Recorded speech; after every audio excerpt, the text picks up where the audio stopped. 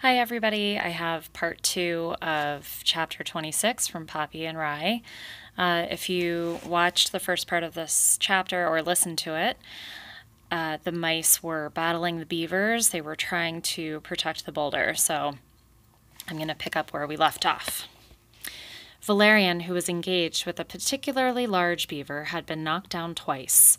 Each time he picked himself up, he cast an eye toward the top of the hill. When he saw that Clover and the other mice were still feverishly digging around the boulder, he threw himself back into the fray. Clover, who kept looking from the frantic digging around the boulder to the equally frantic battle below, finally shouted, "We're ready!" down to Valerian. Valerian, who had just been brushed back, staggered up, heard the call. "Mice to the boulder!" he bellowed. "Mice to the boulder!" The mice began an orderly retreat, but the beavers, sensing success, pressed harder, gnashing their orange teeth and smacking their tails down indiscriminately. "Drive them away!" Mr. Kanad shouted. "Show no mercy! Flatten them! Turn them into lily pads!" The attack worked. The mice began to scatter. Once dispersed, they grew panicky. They started to race in all directions. Now their orderly retreat became a rout. "Swat them!" Mr. Kanad cried. "Crush them! Flatten them out!" Valerian raced toward the boulder. A blow from Mr. Kanad sent him backward. Spinning about in corkscrew fashion, he collapsed to his knees, stunned. Mr. Kanad reared up and beat his chest. "We have them!" he cried triumphantly. "Strike while the iron is hot.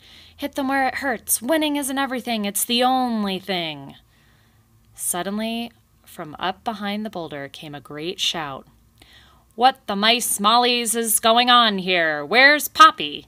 Get out of my way, Furface. Hit the road, Toothbrain." There was the sound of a slap, and a beaver, his nose a pincushion of quills, let forth a shriek and began to bolt down the hill.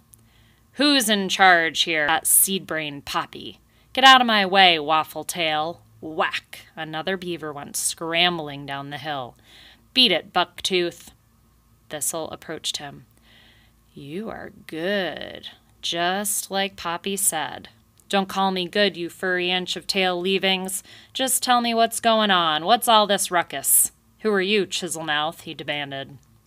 "The name is Castor P. Kanad, but please just call me Cass. We can be friends.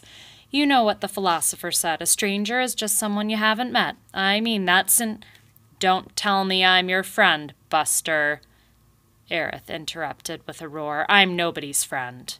With that, he slapped Mr. Kanad hard right across the face with his quill-covered tail. For a moment, Mr. Kanad, nose bristling with quills, could do no more than stare at Aerith with shock, horror, and pain. Then he turned and fled down the hill toward the pond. Seeing their leader in a humiliating retreat, the rest of the beavers quickly lost heart and followed. "Tumble the boulder!" Valerian cried. "Hurry!" Regrouping, the mice raced up to the top of the hill. Some 40 of them, including Clover, dug their rear toes in the earth and placed their front paws against the boulder. "Push!" Clover cried. The boulder trembled. "Push!" she cried again. The boulder shook. It began to roll forward. Quickly, it gathered speed and momentum until, to the high, shrill cheers of the mice, the boulder plopped into Valerian's ditch. A stone which caused the boulder to bounce high into the air over the heads of the astonished and retreating beavers. When it came down, it struck the dam. There was a tremendous thump, followed by absolute silence. The silence was broken by a sudden gurgling noise, the sound of the pond water emptying through the breach in the dam. Neither beavers nor mice spoke. They could only stare. It was Aerith who broke the profound silence by asking, "Where the busted bat bung is that Poppy anyway?"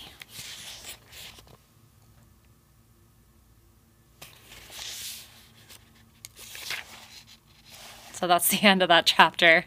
Leave it to Aerith to have some smart aleck comments.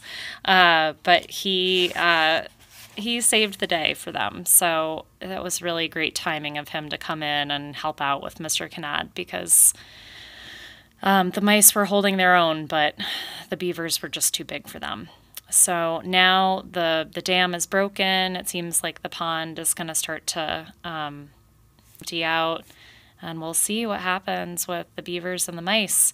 Poppy and Rye are still in the lodge with the other beavers, and the beavers just notice them. So they're kind of still in a tough spot. So we'll see what happens next tomorrow.